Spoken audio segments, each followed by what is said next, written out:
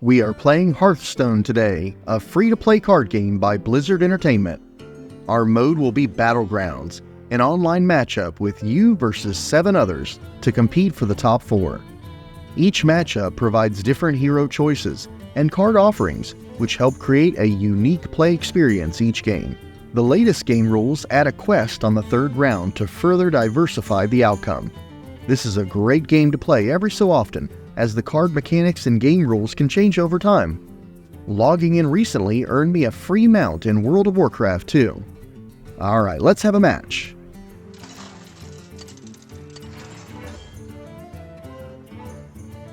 So we have a choice between Patchwork with a hero ability of 60 health, or Vandar Stormpike, which gives +1 health permanently to minions that survive after 2 others have been killed. I tend to have good luck with Patchwork, so let's go that route. On the first round, you really just want to buy a minion which costs 3 gold. Sometimes you'll have a hero ability that may change your strategy, and of course always look for synergy in what you were given, but if nothing stands out, just purchase and play a minion. During the combat phase, the player's minions will battle and the last minion standing will award victory to the owner. My first minion had Divine Shield, which nullified the first attack against it. Since my minion died, my opponent's tier 1 card added to their current tier +1 on the first round will be dealt to me as 3 hero damage. Once my hero health runs out, I'm removed from the game. On round 2, almost everyone upgrades to tier 2. This gives you a chance at tier 2 cards during your refreshes. Occasionally you'll be offered good tier 1 cards on turn 2, and you'll want to wait to upgrade until next round. The next combat phase works much like the first. If your opponent decided to buy an extra minion instead of upgrading, you might be staring at 2 ridiculously buffed minions like I am. I'm not worried though, because until I get my build and quests, it's still anyone's game. Of all my options, the Quillbore seems to be a good follow-up. To make it work, I have to leave at least 1 gold floating at the end of every turn. 2 blood gems are added to my hand right before combat. This time, my opponent has Divine Shield on their pig minion. My first card gets knocked out, followed quickly by my second. I take 4 damage, bringing me down to 50 health. This next round shows our quest options. Pick the easiest quest you think you can do. You'll get knocked out trying to do the harder ones. All of these quests are doable. The middle one is the easiest and offers the best reward. The left reward I've yet to try, and the right reward is incredibly useful too. I have to go with the middle one because when you get 3 copies of a minion, it turns golden, gives you an extra card of a tier higher, and enhances the minion's abilities. To unlock that perk, I must have friendly minions attack 10 times. I've started a Quillbore or pig build. The next card offers a death rattle. When it dies during combat, I'll get a blood gem. Blood gems boost the stats of whatever card you play it on. Since I have 3 gold, I really should buy a minion. I have the option to sell a minion for 1 gold, so I'm going to go ahead and roll and see if I get anything better. At this point, it's better to buy another minion, even if it doesn't match my build. In this case, I got lucky, and have a minion that gains a bonus when a gem is played on it. I'll play my gem, and make sure to put the Death Rattle minion on the far left, so it attacks and or dies first to generate a blood gem. Because I didn't leave any gold at the end of this turn, I did not generate 2 blood gems. You should always try to maintain synergy every round for all your cards. Sometimes you forget or run out of time, but the more tiny mistakes made can cause a loss after several rounds. My minions survived, and I wind up doing 6 damage to my opponent. I should go to tier 3 for 4 gold and buy 1 minion here, but I don't have great cards offered. I'll tier up and then roll once to see if I get something. I'm going to roll again, leaving 1 gold remaining. I see a second copy of Tough Tusk, so I want to play my blood gem on the one I have and freeze the board to save the copy for next round. My 1 gold adds 2 blood gems to my hand heading into the next combat round. They have a Tad and an undead mech mummy with Reborn. Those stats are no match for my lineup. We advance our quest 4 out of 10 while doing 7 hero damage and removing all armor from this player. We are offered some incredible cards for our build this turn. Mangled Bandit will take 1 blood gem to make 3 more at the start of every turn, and we saved our Tough Tusk copy.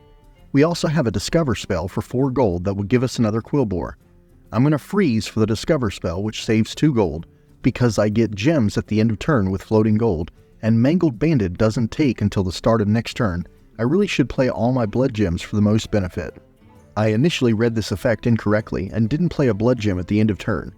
That 1917 is ridiculous, as is that 12-9. The Murloc has poison if attacked, which instant kills the attacker, unless saved by Divine Shield, regardless of health. I'm not sure if this is going to work out for me, but we'll see. I advanced my quest 8 out of 10 while taking 5 hero damage. Luckily, those cards were only tier 1. I got 2 blood gems at the end of turn, making 3 total, and now 1 is taken to make 3 more, leaving 6.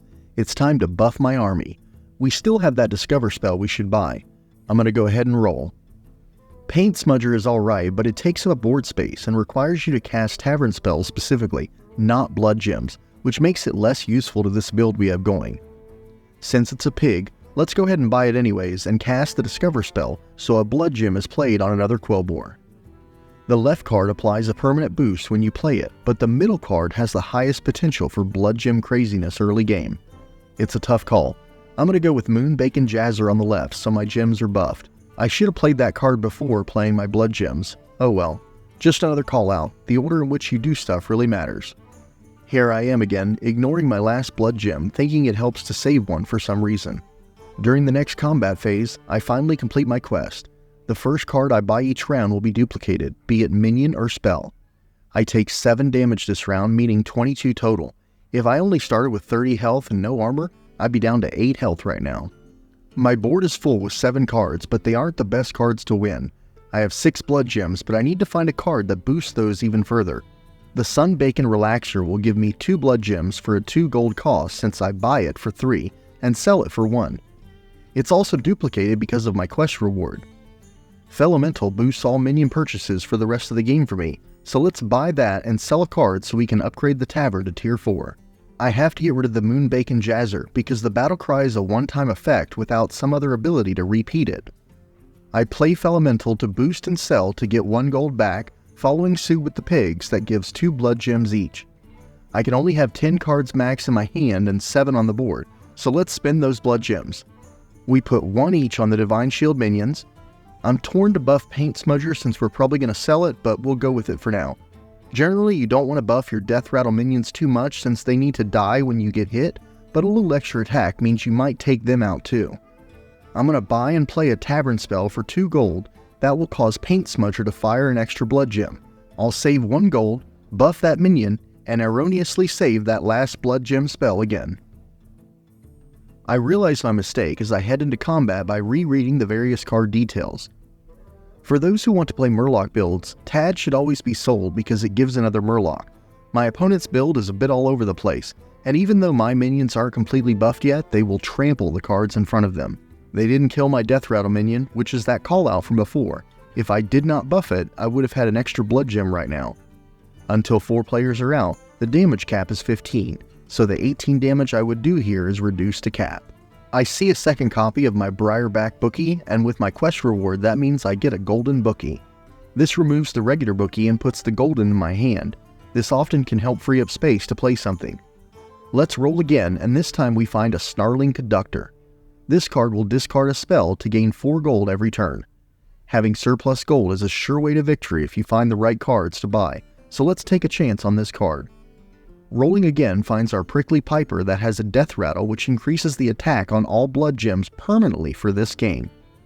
I am 1 gold coin short to buy it, but our golden card will give us an extra card to sell if needed. The Transmuted Bramble Witch is incredibly powerful and a Quillbore, but I need fodder to sell. This allows me to get my Prickly Piper. I'd much rather have that Death Rattle going than the single blood gem since we have the other cards giving us lots of blood gems each turn and now gold too.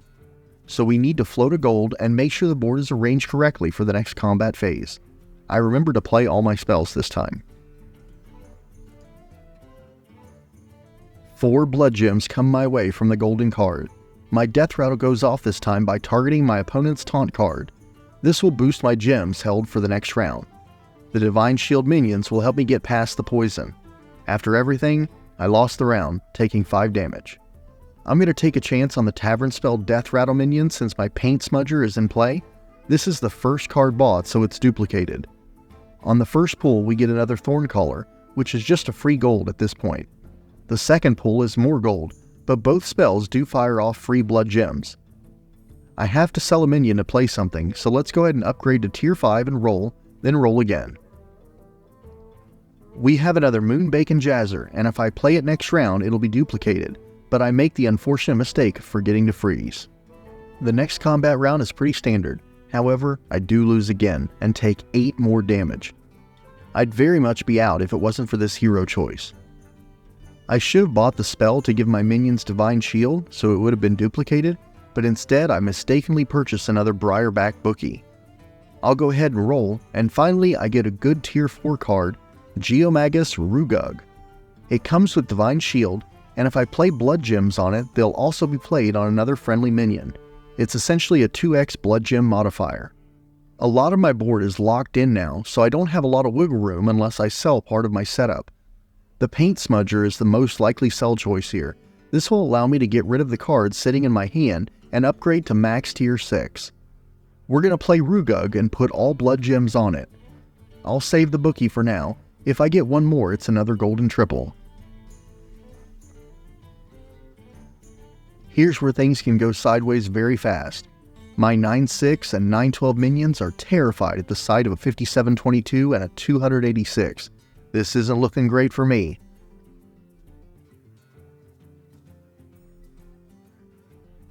Somehow, I managed to escape with 8 hero damage. Next round, I have a Snarling Conductor in the shop. I can duplicate that to merge into a Golden Conductor. I need room though, so I'll sell off my bookies and buy the final Tough Tusk to get another golden card. Playing my first golden gives me 3 tier 6 minions. My best choice against high stat cards is poison, so it has to be a Manted Queen. The next golden card just shields fodder for the shop. We roll again and see a Discover spell for 4 gold. We're really far into late game now, and the Felbor is the best option if I had more health and more rounds to bulk up. The top player has almost full life, and the rest of the lobby is looking pretty weak right about now.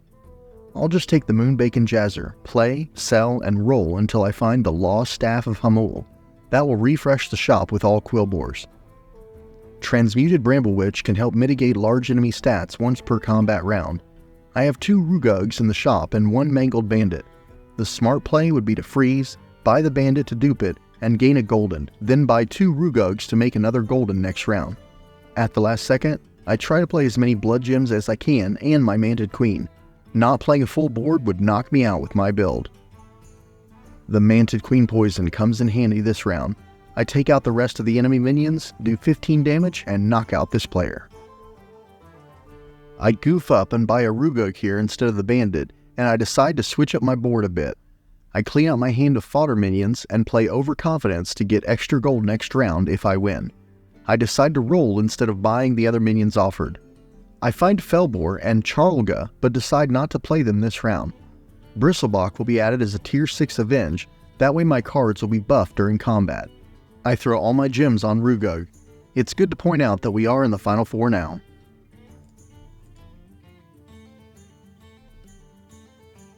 I'm feeling pretty confident as we face off, although they do have quite a bit of Divine Shield I'll have to overcome. That Death Rattle of mine will work with the Bristlebach to increase stats during combat. I got lucky with targeting for that tank versus the poison minion. Here's where the blood gems start flying. When Bristlebach buffs Rugug, it also buffs another, so you can climb really quickly.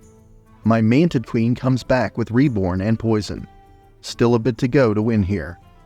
That mech Death Rattle wipes out my poison minion, and the blood gems continue to fly. Good Divine Shield save there, and it looks like we have it. Damage cap no longer applies. We do 16, and this knocks out our opponent. Final 3. I'm in the middle spot and facing 3rd place. It's crucial I finalize this build and take the crown. Prickly Piper is a great tier 3 card and has helped me thus far, but it's time to say goodbye. I've got a wheelbarrow full of gold to spend to maximize success potential. I'll play the Felbor and purchase a spell to trigger that card's effects. My quest duplicates the spell, and I play them both along with my blood gems. I put one on the Felbor directly to give it a little boost since it's our first play with it. The others have to go on Rugug for the duplication proc. I'll roll and look for more spells. Playing it triggers Felbor, and we roll again looking for more spells. I'll use all my gold purchasing spells, casting, and rolling. This is pretty much how it's going to be the rest of the game. I find a duplicate Bristlebok in the shop, and I can duplicate that for a golden version next round. I'll freeze, saving 1 gold. My opponent has 4 decent cards and 3 really bad ones. The placement on my board should have had the Felboar or Manted Queen farther left, but we're rolling with it for now. After the first set of exchanges, I'm left with 7 cards against their 5, only 3 of which pose a challenge. As my cards finally start dying, the blood gems fly again, buffing the whole party and replicating when Rugug gets hit. After being buffed, my minions shake off the remaining attackers and prepare to deal the final blow. I deal 12, and now it's the final 2. I buy the Bristlebok and make it golden. I really need to empty my hand of fodder minions. Gold is the best thing for me right now.